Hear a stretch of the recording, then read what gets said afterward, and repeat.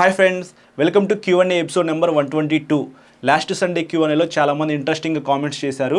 వాటిని పిక్ చేసి ఇప్పుడు ఆన్సర్ చేస్తున్నాను. మీకు ఏమైనా డౌట్స్ ఉన్నాయనుకోండి, ఈ వీడియో కింద కామెంట్ అయితే చేయండి. నెక్స్ట్ సండే ఆన్సర్ చేస్తాను. ఫస్ట్ కామెంట్ చూసుకున్నట్లయితే బాను చేశారు. బ్రో మీరు ఏమీ అనుకోకపోతే చిన్న డౌట్. బ్రో మీకు ఇట్లాంటి డౌట్స్ వస్తూనే ఉంటాయి కాబట్టి నేను Q&A సెషన్ అయితే స్టార్ట్ చేశాను అనమాట. సో నేను అనుకునేది అయితే ఏమీ లేదు. మీకు ఏ డౌట్ ఉన్నా సరే కింద కామెంట్ అయితే చేయండి. HF deluxe back tyre 100/90 × 18 tyre వేసిన తర్వాత మైలేజ్ తగ్గే అవకాశం ఉందా అని చెప్పేసి. బ్రో మీకు 80/100 సెక్షన్ అయితే వస్తుంది హెచ్ఎఫ్ డీలక్స్కి మీరు వెహికల్ పర్చేస్ చేస్తే. ఆ టైర్ కాదని చెప్పేసి కొద్దిగా పెద్ద టైర్ వేస్తే మాత్రం ఖచ్చితంగా మైలేజ్ అయితే తగ్గిద్ది అనమాట. ఏ కంపెనీ అయినా సరే డిజైన్ ప్రకారంగానే వెహికల్ అయితే లాంచ్ చేసిద్ది. మీరు అది కాదని చెప్పేసి కొద్దిగా పెద్ద టైర్ వేస్తున్నారు కాబట్టి మైలేజ్ అయితే కొద్దిగా డిఫరెన్సెస్ అయితే మీరు నోటీస్ చేస్తారు.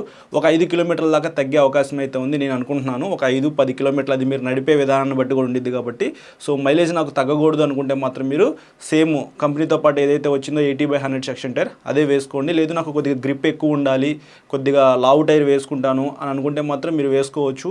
సో ప్రాబ్లం అయితే ఏం లేదు, కానీ మైలేజ్ కొంచెం తగ్గిద్ది అనమాట. సో ఇట్లాంటి మోడిఫికేషన్స్ మీరు చేయించుకునేటప్పుడు మైలేజ్ గురించి అయితే ఆలోచించొద్దు.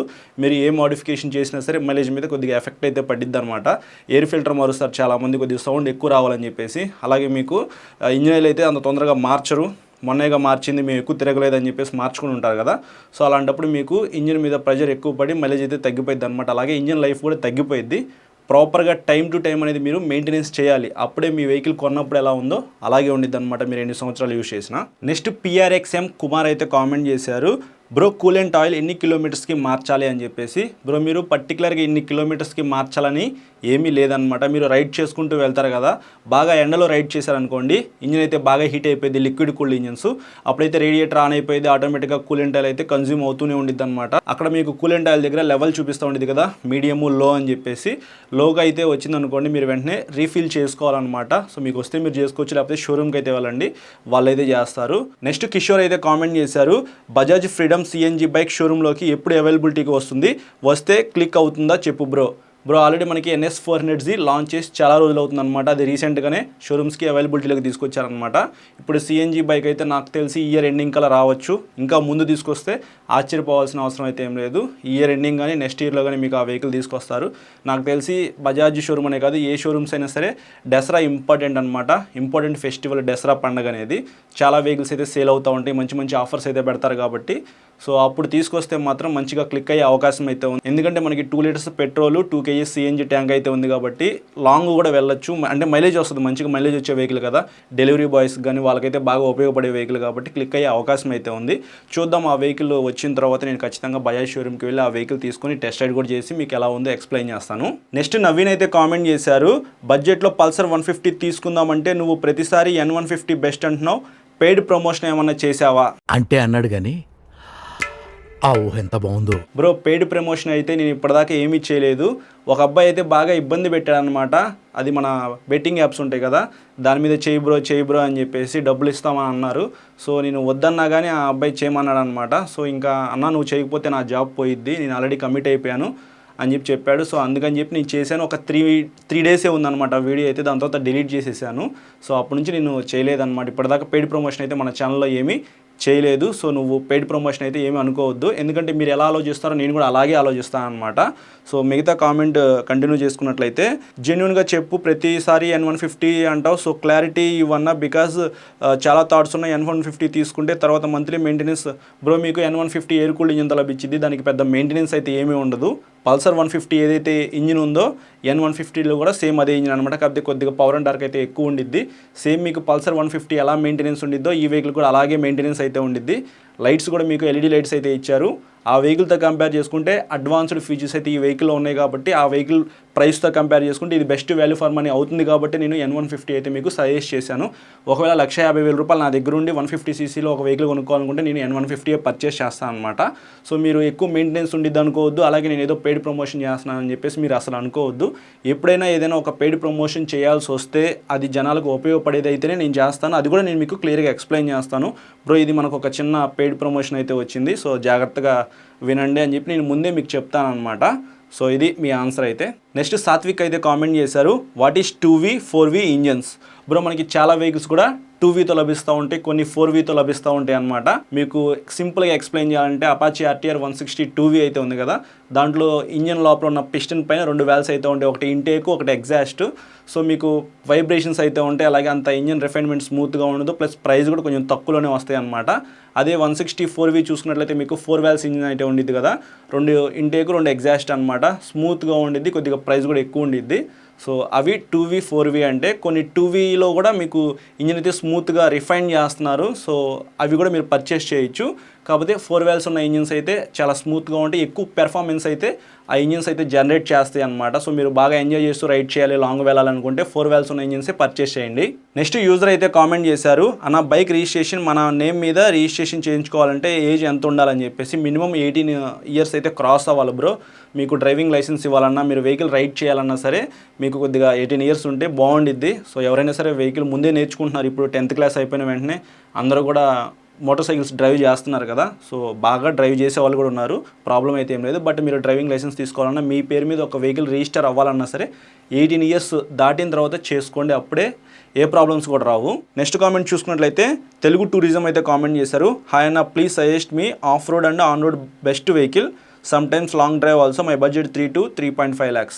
ఇప్పుడు మీకు 3 to 3.5 lakhs దాకా వెళ్ళారు కాబట్టి KTM అడ్వెంచర్ 390 అయితే ఉంది కదా, అది మీరు కొనుక్కుంటే ఎక్కడికైనా వేసుకెళ్ళిపోవచ్చు. So best value for money vehicle అని చెప్తాను.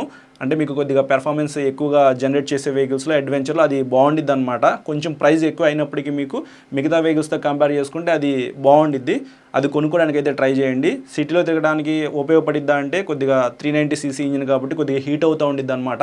మీరు అప్పుడప్పుడు లాంగ్ వెళ్తానంటున్నారు, ఆఫ్ రోడ్కి కూడా వెళ్తానంటున్నారు కాబట్టి ప్రైస్ కూడా 3.5 లక్షల దాకా చెప్పారు కాబట్టి నేను ఆ వెహికల్ సజెస్ట్ చేస్తూ ఉన్నాను. లేదు నాకు వేరే వెహికల్ కావాలనుకుంటే మాత్రం మీకు ట్రయంఫ్ స్క్రామ్లర్ 400X ఉంది కదా, అది కూడా మీరు పర్చేస్ చేయొచ్చు. సిటీలో తిరగడానికి బాగుండేది, లాంగ్ వెళ్ళడానికి బాగుండేది, అప్పుడప్పుడు ఆఫ్ రోడ్ కూడా మీరు వెళ్ళొచ్చు అనమాట. నెక్స్ట్ చింతాల అయితే కామెంట్ చేశారు, బ్రో అప్రిలా RS 457 రివ్యూ చేయమని చెప్పేసి. అలాగే ఇంకొక అతను చూసుకున్నట్లయితే లోక్నాథ్ అయితే కామెంట్ చేశారు, రాయల్ ఎన్ఫీల్డ్ గురిల్లా 450 రివ్యూ చేయమని చెప్పేసి. బ్రో మన ఛానల్లో ఏమైనా పెండింగ్ వీడియోస్ ఉన్నాయంటే మెయిన్ వీడియోస్ ఈ రెండనే చెప్పుకోవచ్చు, అప్రిలా 1 గురిల్లా 1 రివ్యూ నేను చేయాలన్నమాట. సో మేము ఉండే ఏరియాలో ఆ వెహికల్స్ అయితే లేవు అనమాట. నేను ప్రజెంట్ అయితే ఆ వెహికల్స్ని కొన్ని రోజులు షూట్ హోల్డ్లో పెట్టాను అనమాట. అతి త్వరలో నేను ఆ వెహికల్స్ మీద రివ్యూ చేస్తాను ఖచ్చితంగా. ఈ 2 వెహికల్స్ మీద మన ఛానల్లో వీడియోస్ అయితే ఉంటాయి, ఆల్రెడీ నేను నోట్ చేసుకున్నాను అనమాట. సో పెండింగ్లో ఉన్నాయి, ఇంకా చాలా వీడియోస్ అయితే పెండింగ్లో ఉన్నాయి. ఆ వాటితో కంపేర్ చేసుకుంటే నాకు ఈ 2 వీడియోస్ అయితే కొద్దిగా ఇంపార్టెంట్ అనమాట. నేను ఇవి చేస్తాను, మన ఛానల్లో మీరు చూడండి, క్లియర్గా ఎక్స్ప్లెయిన్ చేస్తూ నేను వీడియో చేస్తాను. మీకు ఖచ్చితంగా ఆ వీడియో హెల్ప్ అయ్యే ఉద్దేశంతో నేను చేస్తాను. నెక్స్ట్ నాని రైడర్ అయితే కామెంట్ చేశారు, బ్రో మీరు డ్యూక్ 200కి టైర్ హగ్గర్ తీసేశారు కదా, వాటర్ ఉన్న రోడ్స్ పైన వెళ్తే వాటర్ మీ మీద పడుతుందా? బ్రో మీకు కొద్దిగా పెద్ద వెహికల్స్ ఏది పర్చేస్ చేసినా సరే బ్యాక్ సైడ్ టైర్ హగ్గర్ తీసేసినా కానీ, లేకపోతే చాలామంది నెంబర్ ప్లేట్ ఉండిద్ది కదా, అది కూడా తీసేస్తూ ఉన్నారనమాట. అవన్నీ తీసేసినప్పుడు బ్యాక్ సైడ్ మీకు వాటర్ అయితే పడిద్ది. నేను రైడ్ చేసినప్పుడు ఆ బ్యాక్ సైడ్ టైల్ లైట్ దగ్గర నుంచి మొత్తం లోపలైతే ఫుల్గా మట్టి పడి ఉండిద్ది అనమాట. నా మీద అయితే ఎప్పుడు పడలేదు, నేను అంత ఎక్కువ స్పీడ్ అయితే వెళ్ళను అనమాట వానాకాలంలో అయితే. ఒకవేళ ఎక్కువ వెళ్తే పడేదేమో, సో ఖచ్చితంగా పడిద్ది. నాకైతే అది ఉంటే నచ్చలేదు. వెహికల్ కొద్దిగా లైట్ వెయిట్ ఉందనుకోండి, కొంచెం మైలేజ్ ఇచ్చే అవకాశం అయితే ఉంది. సో ఎంతవరకు తీసేసేయాలో అంతవరకు నేను తీసేసాను అనమాట. అవి పెద్ద ఇంపార్టెంట్ అయితే ఏం కాదు, నేను ఎక్కువగా ఆ వెహికల్ని రైడ్ చేయను. ఎప్పుడైనా లాంగ్ వెళ్ళాల్సి వస్తేనే నేను రైడ్ చేస్తాను, నాకు వేరే వెహికల్స్ ఉన్నాయి అవి యూజ్ చేసుకుంటాను కాబట్టి నేను రిమూవ్ చేశాను అనమాట. సో ప్రైమరీ వెహికల్ మీకు డ్యూక్ 200 ఉందనుకోండి, అలాంటి పనులు అయితే ఏమీ చేయొద్దు. లేదు నాకు లుక్ కోసమే నేను తీసేసేయాలి అని అనుకుంటే మాత్రం మీరు తీసేసుకొని యూజ్ చేసుకోవచ్చు, ప్రాబ్లం అయితే ఏమీ ఉండదు.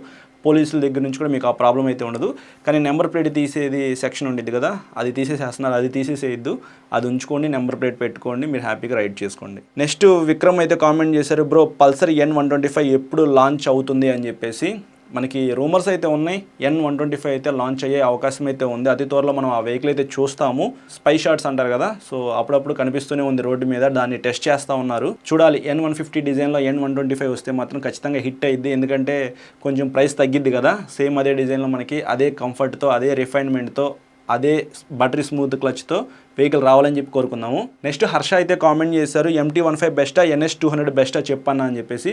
బ్రో మీకు సింపుల్గా ఆన్సర్ చేయాలంటే నాకు కొద్దిగా పెర్ఫార్మెన్స్ ఎక్కువ ఉండాలి, క్లిప్ ఆన్ హ్యాండిల్ బార్స్ ఆ కంఫర్ట్ బాగుండాలి అని అనుకుంటే మాత్రం మీరు 1,90,000 రూపీస్ బడ్జెట్లో మీరు ఆ వెహికల్ అయితే పర్చేస్ చేయొచ్చు. NS200 పెర్ఫార్మెన్స్ ఎక్కువ ఉండిద్ది. లేదు నాకు కొద్దిగా మైలేజ్ కావాలి, అంత ఎక్కువ పెర్ఫార్మెన్స్ లేకపోయినా సరే పెర్ఫార్మెన్స్ అయితే ఉండాలి, మరి అంత ఎక్కువ వద్దు, నాకు మైలేజ్ కావాలి అని అనుకుంటే మాత్రం మీరు MT15 కొనుక్కోవచ్చు. ఇంజన్ పరంగా చూసుకున్నట్లయితే రెండు కూడా మంచి ఇంజన్సే. ఇది 155 cc ఇంజన్ కాబట్టి మైలేజ్ ఎక్కువ వస్తుంది, అలాగే రిలయబిలిటీ కూడా కొద్దిగా ఎక్కువ ఉండేది అనమాట NS200తో కంపేర్ చేసుకుంటే. సో సింపుల్, మైలేజ్ ఎక్కువ కావాలంటే మాత్రం MT-15, పెర్ఫార్మెన్స్ ఎక్కువ కావాలనుకుంటే NS200. రెండింటిని టెస్ట్ రైడ్ చేయండి. మీరు రెండింటిని నడిపిన తర్వాత ఆ టయానికి మీకు ఏది నచ్చిందో అదే కొనుక్కోండి. నెక్స్ట్ మనోహర్ అయితే కామెంట్ చేశారు, అన్న అవెంజర్ 160 తీసుకుందాం అనుకుంటున్నా, తీసుకోవచ్చా ప్లీజ్ రిప్లై అన్న. చాలామంది అవెంజర్ మీద వీడియోస్ చేయమని చెప్పేసి అయితే అడుగుతూ ఉన్నారనమాట.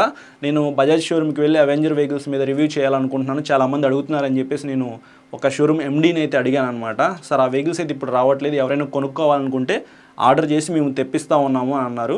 సో ఇప్పుడు మీరు కొనుక్కోవాలనుకుంటున్నారనుకోండి, వెళ్ళి కొనుక్కుంటారు కదా, దానికి ఏమైనా ప్రాబ్లం వచ్చిందనుకో, సో స్పేర్స్ అయితే రెడీగా ఉండవు కదా, వాళ్ళు ఆర్డర్ చేయాలి, ఒక 10 రోజులు షోరూంలో పెట్టాలి, ఆ వెహికల్కి సంబంధించిన స్పేస్ వచ్చిన తర్వాత బిగించి మీకు ఇస్తారనమాట. సో అది అంత ఫాస్ట్ మూవింగ్ వెహికల్ కాదు కాబట్టి ఏ షోరూమ్కి వెళ్ళినా సరే అంత తొందరగా మీకు డిస్ప్లే కూడా ఆ వెహికల్స్ అయితే ఉండవు.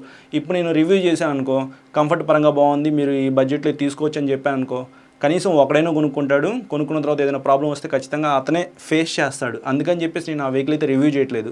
జనాలకి ఉపయోగపడే బైక్స్ ఏవైతే ఉంటాయో అవే నేను ఎక్కువగా రివ్యూ చేస్తూ ఉన్నాను. సో ప్రాబ్లమ్స్ తెచ్చే వెహికల్స్ అయితే ఎక్కువగా నేను రివ్యూ చేయను, అది మీరు అర్థం చేసుకోవాలి. సో ఇది ఫ్రెండ్స్ ఈ సండే Q&A అయితే. చాలామంది ఇంట్రెస్టింగ్గా కామెంట్స్ చేశారు కదా, ఇంకా మీకు ఏమైనా డౌట్స్ ఉన్నాయనుకోండి ఈ వీడియో కింద కామెంట్ అయితే చేయండి, నెక్స్ట్ సండే ఆన్సర్ చేస్తాను. సబ్స్క్రైబ్ చేయకుండా చూస్తున్నారు బ్రో, సబ్స్క్రైబ్ చేసుకుని పక్కన బెల్ ఐకాన్ అయితే క్లిక్ చేయండి, నేను వీడియో పెట్టిన వెంటనే మీకు నోటిఫికేషన్ అయితే వస్తుంది. అలాగే ఈ Q&A సిరీస్ నచ్చితే మాత్రం ఖచ్చితంగా లైక్ చేయండి. Thank you.